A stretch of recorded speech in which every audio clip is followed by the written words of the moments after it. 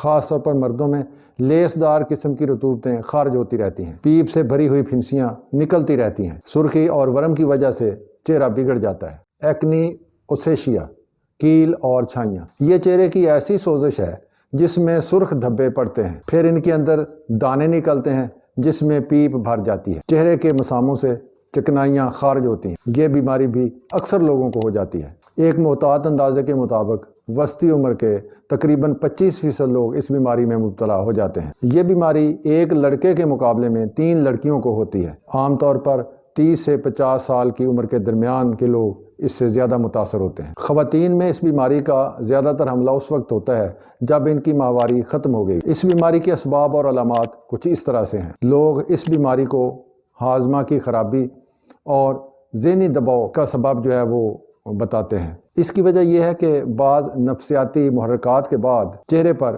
سرخی آ جاتی ہے۔ ایسے لگتا ہے کہ چہرے پر پائی جانے والی خون کی نالیاں قابو سے باہر ہو گئی ہیں اور پسینہ پیدا کرنے والے غدودوں اور مساموں میں اچھی خاصی گڑبڑ ہو گئی ہے۔ چہرے پر سرخی آتی رہتی ہے اور اس کی ابتدا ماتھے سے ہوتی ہے۔ ناک کے اطراف اور ماتھا سرخ ہو جاتے ہیں۔ عین ممکن ہے کہ سرخی کی یہ تہ گردن تک پھیل جائے، بلکہ کندھے، چھاتی اور بازو بھی سرخ ہو جاتے ہیں۔ اس سرخی میں چھوٹے چھوٹے دانے نکلتے ہیں جن میں پیپ پڑ جاتی ہے۔ آنکھوں کا نچلا حصہ بھاری ہو جاتا ہے اور سارا چہرہ سرخ ہو جاتا ہے۔ چہرے کی بڑی ہوئی سرخی اور معمولی ورم کے علاوہ اکثر مریضوں کو کوئی اور علامت نہیں ہوتی۔ کچھ عرصہ بعد سرخی ایک مستقل حیثیت اختیار کر لیتی ہے جس کے درمیان پیپ سے بھری ہوئی پھنسیاں نکلتی رہتی ہیں۔ سرخی اور ورم کی وجہ سے چہرہ بگڑ جاتا ہے۔ خاص طور پر مردوں میں لیس دار قسم کی رطوبتیں خارج ہوتی رہتی ہیں۔ ناک پکوڑے جیسی ہو جاتی ہے جسے رائنوفائما کہتے ہیں۔ آنکھوں کی صورتحال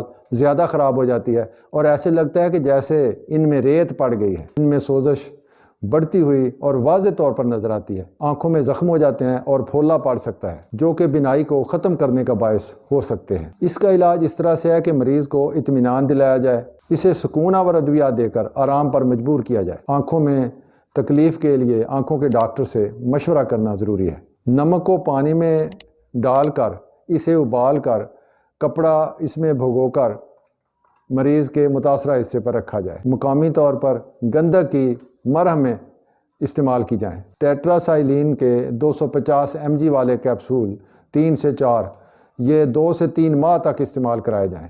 طب نبوی کی روشنی میں چہرے پر نکلنے والے دانوں اور کھردرا پن کے لیے دست شیریں 40 گرام، برگ مہندی 40 گرام، برگ Kasni 10 gram, kalonji 20 gram, مرمکی 15 gram, ان تمام ادویہ کو پیس کر 800 گرام سرکہ فروٹ میں 5 منٹ تک ابال کر رکھ لیں۔ اس کو چھان لیں اور یہ لوشن صبح و شام متاثرہ حصے پر لگایا جائے۔ منہ دھونے کے لیے بیسن استعمال کریں۔ دست شیریں 70 گرام، کلونجی 30 گرام اور برگ کاسنی 10 گرام، ان کو پیس کر 5 گرام میں یہ مقدار صبح و شام کھانے کے بعد دی جائے۔ اس کا شفا کا جو اثر ہے وہ 1 ہفتہ کے بعد شروع ہوتا ہے اور اس میں تندرست ہونے والے مریضوں کی تعداد جو ہے یہ کوئی 80% کے قریب ہے۔ اس مرض میں ہومیوپیتھک طریقہ علاج میں مرک سال، ایپر سلف، بیلا ڈونا اور ایپس میلیفیکا مجرب قسم کی ادویات ہیں۔